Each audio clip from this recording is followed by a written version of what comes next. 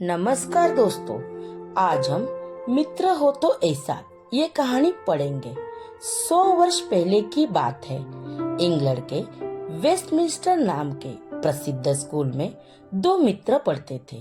एक का नाम था निकोलस और दूसरे का नाम था बेक। निकोलस आलसी, नटखट और झूठा था, परंतु बेक परिश्रमी, सीधा और सच्चा लड़का था। इतना अंतर होने पर भी बेक और निकोलस में बहुत पक्की मित्रता थी। एक दिन पाठशाला के अध्यापक किसी काम से थोड़ी देर के लिए कक्षा से बाहर चले गए। लड़कों ने पढ़ना बंद कर दिया और वे बातचीत करने लगे। नटखट निकोलस को कुछ शैतानी करने की सूझी। उसने कक्षा में लगा दर्पण पटक दिया। दर्पण चूर-चूर हो गया। दर्पण के टूटते ही सब लड़के चौंक गए। निकोलस को भी लगा कि उससे बहुत बड़ी भूल हो गई है। मार पड़ने के भय से वो अपने स्थान पर जाकर चुपचाप बैठ गया और सिर झुकाकर पढ़ने में लग गया। शिक्षक ने कक्षा में आते ही दर्पण को टुकड़े देखे। वे बहुत कठोर स्वभाव के थे। बड़े क्रोध से डांटकर उन्होंने कहा, यह उत्पात किसने किया है? वह अपने स्थान पर खड़ा हो जाए। भय के मारे कोई लड़का नहीं बोला, लेकिन शिक्षक यो सहस में छोड़ने वाले नहीं थे।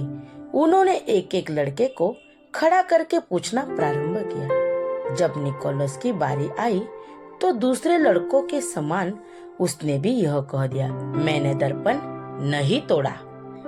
बेक ने जब देखा कि उसका मित्र निकोलस मार पड़ने के डर से झूठ बोल गया है, तो उसने सोचा कि शिक्षक अवश्य ही दर्पण तोड़ने वाले का पता लगा लेंगे। निकोलस को झूठ बोलने के कारण और भी मार पड़ेगी, इसलिए मुझे अपने मित्र को बचाना चाहिए। यह उठकर खड़ा हो गया और बोला, दर्पण मेरे हाथ से टूटा है। दूसरे सब लड़के और निकोलस भी आश्चर्य से बेक का मुंह देखने लगे। शिक्षक ने बेक उठा लिया और बेक को पीटने लगे। बेचारे बेक के शरीर पर नीले नीले दाग पड़ गए, किंतु न तो वह रोया और न चिल्लाया। जब पाठशाला की छुट्टी हुई, सब लड़कों ने बेक को घेर लिया। निकोलस रोता रोता उसके पास आया और बोला, बेक, मैं तुम्हारे इस उपकार का कभी नहीं भूलूंगा। तुमने आज मेरी आंखें खोल दी है। मैं अब कभी झूठ नहीं बोलूंगा, उद्यम भी नहीं बचाऊंगा। अब मैं मन लगाकर पढ़ाई करूंगा। निकोलस सचमुच उसी दिन से सुधर गया। वह मन लगाकर पढ़ने लगा। बड़ा होने पर उसने इतनी उन्नति की कि वह न्यायाधीश के पद पर पहुंच गया। 40 वर्ष बाद इंग्लैंड में राजतंत्र और प्रजातंत्र के समर्थन में युद्ध हुआ। राजतंत्र के समर्थन हार गए। प्रजातंत्र की ओर से उस समय क्रमबद्ध शासन थे। उनकी आज्ञा थी कि राजतंत्र के समर्थकों को प्राणदंड दिया जाए। बेक ने राजा का समर्थन किया था। युद्ध में वह बंदी बनाया गया।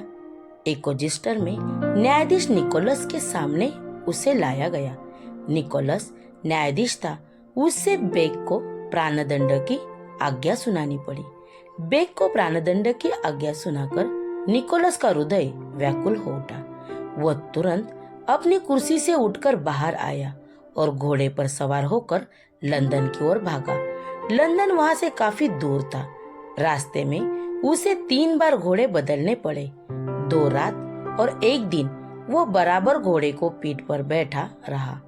लंदन में वह सीधे क्रॉमवेल के महल में गया। अपने मित्र बेक के उपकार की कथा सुनाकर क्रॉमवेल से उसके लिए क्षमादान मांगा।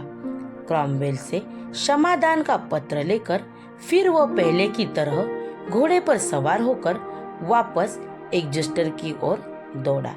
उसे तभी शांति मिली जब बंदी घर में बेक के हाथ में उसने क्षमादान का वह पत्र दे दिया। दोनों मित्र 40 साल बाद फिर गले मिले। Thank you. Please like, share and subscribe.